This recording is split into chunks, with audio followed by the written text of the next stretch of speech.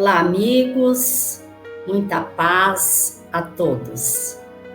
Nós encontramos no capítulo 18 do Evangelho segundo o Espiritismo a parábola do festim das bodas, onde Jesus nos transmite ensinamentos necessários ao nosso processo ascensional.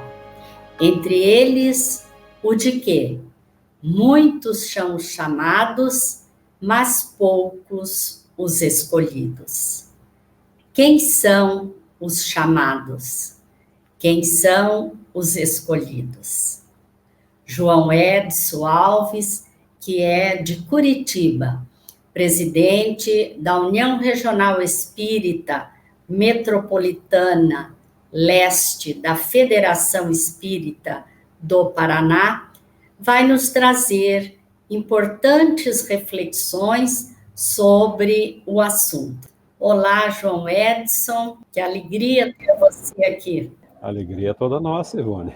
A gente sempre acompanha o programa e vimos, nossa, que honra para os colegas serem chamados para participar de um momento tão rico, com troca de experiências, não é? Com, enfim, elucidações, e notas, exposições, e, enfim, uma riqueza muito grande o programa, o Espiritismo Responde, o que nos faz ter uma grande responsabilidade, não é? Participar desse momento, mas ao mesmo tempo é uma grande alegria também. Eu agradeço o convite. E temos certeza que você muito vai contribuir com este programa. João, muitos são os chamados, poucos os escolhidos. Como que nós devemos entender esta afirmativa de Jesus? Os chamados, como diz o próprio ensinamento evangélico, são muitos. Somos muitos os chamados. O que ocorre é que muitos dos que recebemos as possibilidades de trabalho não cumprimos com a nossa obrigação.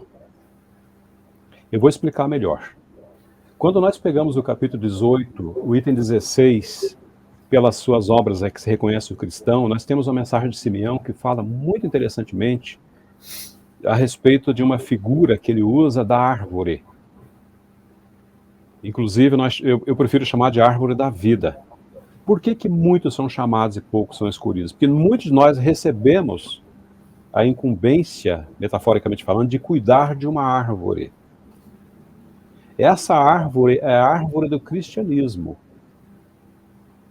Por que Jesus usou a figura de uma árvore?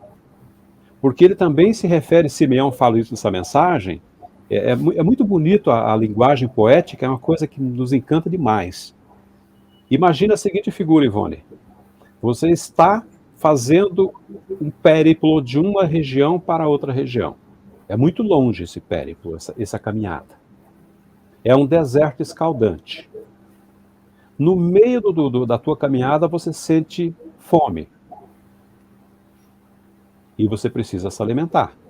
Você sente sede. O que são os escolhidos? Ou melhor, os chamados? São aqueles que cuidam dessas árvores, para que os viajantes possam passar um período embaixo dela, se protegendo do sol, se refazendo, se alimentando dos frutos que essa árvore dá, porque alguém cuidou dela, para que ele, refeito, satisfeito, possa caminhar e chegar até o fim da jornada. Aqueles de nós que cuidamos da árvore, somos os escolhidos. Aqueles de nós que não cuidamos da árvore somos os chamados que não demos conta dessa obrigação, desse dever. Tá? E logo mais eu quero dizer para você, eu sei que o momento vai chegar, e vou dizer para você, Ivone, para todos que estão nos ouvindo agora, o que nós entendemos por essa árvore. Que árvore é essa? É lógico, muitos já estão imaginando que seja árvore, né? Mas, em suma, o que eu quero dizer para vocês, respondendo a tua pergunta, que somos aqueles que não correspondemos à expectativa do semeador. Aqueles que não demos conta, que fugimos, que nos evadimos, que abandonamos o trabalho a meio, que criamos muitas vezes cisões, discussões estéreis, desnecessárias.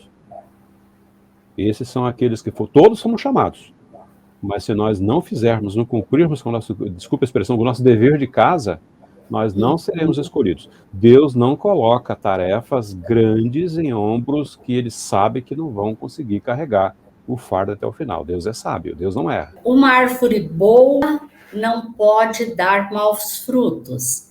Nenhuma árvore má pode dar frutos bons. Toda árvore que não dá bons frutos é cortada e lançada ao fogo, né? Está lá no Evangelho. Nessas palavras do mestre, o que nós podemos considerar como árvore? Como eu sabia que você ia fazer essa pergunta, não é? Eu não disse tudo na resposta anterior porque eu sabia que você ia fazer essa pergunta. O que é essa árvore, né? O que pode ser interpretado como... Por isso que eu já antecipei dizendo que todos nós aqui na Terra, os 8 bilhões de seres da Terra, somos os viajantes. A fome que está no Evangelho, Ivone, e que nós temos durante a caminhada, não é a fome material. Aí que está a questão, aí que está o grande X. É a fome espiritual. É a fome da alma. É a fome de sermos, é a necessidade de sermos animados, encorajados, alimentados psiquicamente, espiritualmente. O que é essa árvore, então? São as diversas denominações religiosas cristãs. São as árvores. Percebe? Aqueles de nós que criamos uma igreja, por exemplo, desculpa a expressão, mas eu não posso fugir porque o tema é esse, eu tomo, por exemplo, do escrito sagrado, isso infelizmente acontece muito, faço uma leitura e faço a minha interpretação. E eu resolvo fundar uma determinada denominação religiosa, por exemplo, né? Isso também se enquadra na questão do centro espírita, assim como não. Só que essa árvore não vai dar fruto. Por quê? Porque ela não foi plantada pelo Pai, simplesmente por isso. Ela não veio de Deus, a semente não veio de Deus, veio de mim, João Edson. Percebe onde eu quero chegar? A árvore que o Pai plantou, a semente, nós falamos agora há pouco a respeito de Jesus Modelo e Guia, vocês vão acompanhar no outro evento, é a semente legítima. A semente legítima vem de Deus, só pode dar frutos bons. Aquelas que não vêm de Deus são as que nós plantamos, por nossa conta. E essa árvore, ela vai ser cortada e lançada ao fogo. Ou seja, essa, aspas, religião, essa comunidade, digamos assim, vamos esquecer o aspecto da religião, essa comunidade que está tentando alimentar os viajores, a árvore não dá fruto, porque não tem substância, ela não tem origem, ela não tem aspas, pedigree. A sua origem é maculada. O interesse de eu plantar essa árvore é outro, não é um interesse divino. Os propósitos são outros. Eu quero com isso me promover, eu quero que meu nome apareça, eu quero muitas vezes, isso está no texto, viu? Parece dolorido falar isso, mas isso está no texto. Às vezes eu estou almejando posição social, dinheiro, infelizmente, poder. Consequentemente, aqueles que baterem a porta da minha instituição ou que buscarem frutos embaixo da minha árvore, Simeão coloca, vão encontrar somente ramaria seca e árida, galhos secos, e as folhas caem. Tudo isso é uma figura de linguagem muito bonita que Simeão usa, que Jesus usou, para falar que essa árvore, ela não foi plantada pelo Pai. Consequentemente, os frutos não são frutos da vida, não são verdadeiros. E a repetimos, as pessoas que passam e que vão se alimentar dela, que somos todos nós que estamos aqui eu usei a expressão périplo, né? Que eu nasci há 57 anos atrás, por exemplo, e daqui a pouco eu vou chegar ao termo da jornada. Eu estou agora embaixo de uma árvore. Sabe debaixo de que árvore que eu estou agora? Da Amém. É uma árvore. Sim. As pessoas que batem a porta da tua casa espírita têm que receber esse alimento. Essa figura maravilhosa de Simeão. Eles, aliás, digo mais, essa entrevista, Ivone, ela vai servir para dois momentos.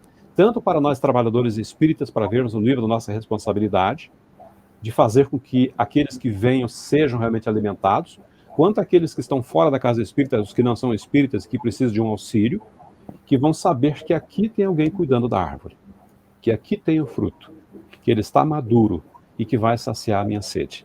Edson, nós não temos dúvida de que o cristianismo é uma árvore possante, né? Por que essa árvore não conseguiu implantar-se totalmente na terra? Por causa dos cuidadores da árvore. Como nós falamos agora há pouco, lembra? A árvore é sempre boa, diz o texto.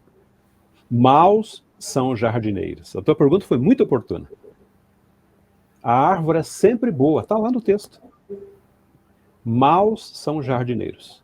Por quê? Porque nós resolvemos dar um outro destino para os seus frutos de repente. Nós resolvemos tirar proveito em nosso benefício. Nós que não precisamos, porque nós já recebemos demais. Os jardineiros, que somos todos nós, já recebemos demais as bênçãos de Deus para todos nós, espíritas cristãos, especialmente, quando eu falo cristão, eu falo de uma forma geral. Gente, nós não imaginamos quão beneficiados nós fomos, Ivone. Nós não imaginamos. Uma vez um espírito nos disse numa comunicação, aliás, depois de encerrar um trabalho, a comunicação estava em curso, ele disse, olhou bem para nós com um ar de seriedade, nunca me esqueço dessa cena, e disse assim, vocês são muito ingratos. E não falou mais nada. Propositalmente para que nós pensássemos em tudo que nós já recebemos e nós não correspondemos. Não demorou muito para que eu entender. Nós, o grupo que estava ali, entendesse o que o Espírito Benfeitor disse. Vocês são muito ingratos. Ele está dizendo, ele disse com todas as letras, vocês receberam muitos benefícios. Falta agora a retribuição. Falta vocês devolverem para a vida tudo que vocês já receberam. Multiplicado, centuplicado. E é por isso que vocês estão trabalhando aí com tanto afinco. Os trabalhadores, aliás, você perguntou a respeito dos escolhidos. Os escolhidos são esses exatamente que colocam a mão na charrua e vão e trabalham, não olham para trás. E como é que nós fazemos isso? Evangelizando, fazendo palestra, aplicando o passe, alimentando, vestindo, cobrindo o desnudo, albergando no frio, enfim. A escolha é nossa. Sabe, os benefícios já vieram, nós temos tudo à nossa disposição. Uma das coisas que mais deixa os espíritos entristecidos, Ivone, e todos que estão nos ouvindo agora, é quando nós voltamos para a espiritualidade com as mãos vazias. Isso faz uma falta, meus amigos, que você não faz ideia. Vocês não fazem ideia. Quando eles veem que perderam muito tempo, que tinham tudo para fazer e não fizeram. O Chico Xavier, num diálogo com Jerônimo Mendonça, todo mundo conhece, ele esteve no Norte do Paraná, que eu sei. Uma vez o Jerônimo Mendonça olhou para o Chico e falou assim, puxa, Chico, que maravilha, 60 anos de atividade mediúnica. Como quem dizia para o Chico assim, puxa, você trabalhou bastante, você tem muito mérito pelo que você está fazendo. O Chico olhou para ele e disse assim, meu filho, para onde eu vou 60 anos, são 6 minutos. Aí o Jerônimo entrou em pânico, falou, meu Deus, eu não trabalhei nada, deixa eu trabalhar. Porque o tempo nas dimensões espirituais são marcadas de forma diferente do nosso tempo aqui na Terra. Por isso que eu digo, todos nós que recebemos a árvore, seja ela uma igreja, seja uma instituição de caridade, seja um centro espírita, seja o que for, tudo isso são árvores. Se nós temos que ser bons jardineiros, respondendo a tua pergunta, porque muitos dos jardineiros não são capazes, não são dedicados e não dão a essa aspas, que nós já percebemos que é uma grande alegoria, essa árvore do cristianismo, não damos o devido cuidado para ela. Somos maus jardineiros. Qual é o papel do cristianismo e qual a importância dele nas nossas vidas? O cristianismo tem a função, Ivone, até, usando até um quesito de filosofia, o cristianismo tem a função de nos colocar diante de nós mesmos, diante da nossa condição de seres criados por Deus. Eu não queria usar, mas vou usar de seres divinos, que somos todos nós. O cristianismo vem, num momento mágico na vida de Jesus, ele diz, vós sois deuses. Lembram disso? Uhum. O cristianismo fala isso. Evidentemente que nós conhecemos outras correntes religiosas, fazemos parte de uma associação interreligiosa, inclusive, a Sintec, nós convivemos com vários outros líderes religiosos, e todos eles falam algo parecido, quando não a mesma coisa. Mas aí nós entendemos, mas será que é só o cristianismo que diz que a nossa origem é divina? Nossa destinação é divina? Não, todas as denominações praticamente fazem a mesma coisa. Mas o cristianismo faz isso de maneira muito mais clara, muito mais evidente, muito mais patente. Sabe? É inquestionável a descoberta de todos nós como aqueles que temos uma obrigação para com essa árvore, que já que o tema é a árvore da vida, né? Então, a nossa missão, a missão do Espiritismo é justamente, do cristianismo, aliás, você perguntou, é justamente essa, mostrar o que nós somos. Por isso que eu falei que tinha um quê de filosofia. De onde nós viemos? O que viemos fazer aqui? Ninguém veio a passeio. A nossa destinação, a nossa missão, e sobretudo o que vai nos acontecer depois. Tudo isso o cristianismo faz. A missão do cristianismo é nos mostrar qual a nossa verdadeira responsabilidade enquanto seres pensantes, enquanto seres atuantes, enquanto seres participantes de uma comunidade, seja ela local, regional, nacional, mundial, não é? Vós sois Deus, nós somos deuses, com D pequeno, mas somos. E essa é a missão do cristianismo, dá a todos nós essa certeza de que nossa destinação é muito grandiosa. E com esse papel, não é, João? Ele nos conduz ao mesmo caminho, né? Que é o caminho que nos leva ao bem, à perfeição, né? Mas neste mesmo item do Evangelho, nós vamos encontrar que toda árvore que não dá bons frutos é cortada e lançada ao fogo. Inclusive, você já se referiu, né? Isto significa, João, que o mal deixará de existir na Terra? Certamente, Ivone. O mal deixará de existir. Porque o que é o mal? A gente diz que o mal é a ausência do bem. E tem algumas pessoas que se equivocam, né, na hora de fazer a propagação das verdades eternas. Nós não dissemos aqui que as pessoas criam as verdades. Elas são verdades, pleonasticamente, verdades verdadeiras. Elas têm a sua fundamentação, a sua origem. Mas o uso que nós fazemos de forma equivocada dessas verdades é que nos compromete. Eu vou dar um exemplo bem prático. Nós estamos fazendo o estudo da obra No Rumo do Mundo de Regeneração, que é uma obra que todo mundo já conhece, na região talvez até tenha grupo de estudo. E tem um momento ali no capítulo 12 que fala, por exemplo, de um bispo que viveu há cerca de 300 anos, no tempo lá do Santo Ofício, da Idade Média e tal. Ele tinha tudo para conduzir os seus fiéis, tinha tudo para ajudar, tudo para, sabe? Mas o que ele fez? E era verdadeiro. Os ensinamentos que ele tinha recebido eram todos verdadeiros, eram ensinamentos cristãos, como nós recebemos aqui. Muito embora, na época não tinha espiritismo, evidentemente, mas era da igreja dominante na época. Mas o que ele faz? Ele diz, não, nós temos que gozar a vida e tal, e prefere utilizar tudo aquilo em seu próprio benefício. Entende onde eu quero chegar? Então, o que acontece? Ele tinha todas as possibilidades, como nós temos hoje. Aliás, os perseguidos por esse obsessor são trabalhadores espíritas, não é? Vejam na obra lá, que é muito interessante, ali a gente quase diz até qual instituição que ele está falando. Mas por que eu estou colocando dessa forma? Porque todos nós somos agraciados com essas oportunidades de serviço. Agora, o que nós fazemos, né?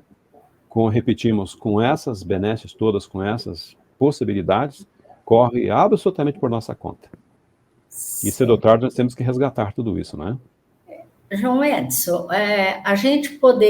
você poderia, para fazer um fechamento na sua fala, lógico que é um tema que nós poderíamos conversar durante muito tempo, né? Mas eu gostaria que você dissesse o que nós podemos e devemos fazer para que a árvore do cristianismo seja implantada na terra, floresça e dê frutos. Que nós tratemos essa árvore com amor, como está no próprio texto. Simeão, de uma forma, desculpe usar a expressão poética, mas é poética. É uma forma muito bonita, como ele diz. E primeiro ele pede para que nós abramos nossos ouvidos, nossos corações, lembram? A forma de nós darmos conta dessa nossa administração é vendo justamente como Simeão propõe. Que nós abramos os ouvidos, os corações, que nós cultivemos o nosso trabalho. Agora vamos deixar a expressão árvore, que já ficou muito compreendido.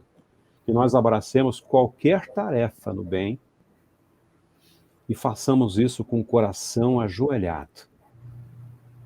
Porque diz Simeão, aquele que plantou que nos deu essa possibilidade de trabalho, nos concita a trabalhar, a tratá-la, com amor. Que ainda vereis essa árvore dar frutos com abundância, dar os frutos divinos com muita facilidade. E pede para que nós conservemos como Cristo nos deu essa árvore. não a mutileis, ou seja, não coloquemos no trabalho que nós fazemos o nosso ego, a nossa preferência, a nossa ideia, que nós nos mantenhamos sempre ligados à origem de tudo que nós recebemos.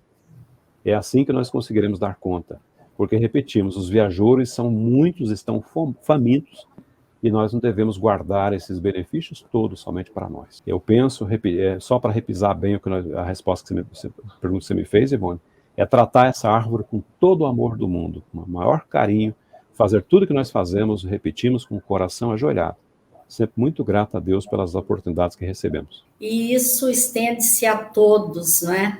Porque qualquer trabalho. Para qualquer trabalho, para qualquer pessoa, porque não é o título religioso de que somos detentores que nos levará ao Pai, não é? Mas sim as nossas obras, né? A maneira de agirmos, de vivermos, né? Exatamente, Ivone. Só pegando o gancho que você acabou de falar, você foi muito bem intuída. O que você acabou de falar está exatamente na exortação inicial. Nem todos os que dizem Senhor, Senhor, entrarão no reino dos céus. Certo. O que quer dizer Senhor, Senhor?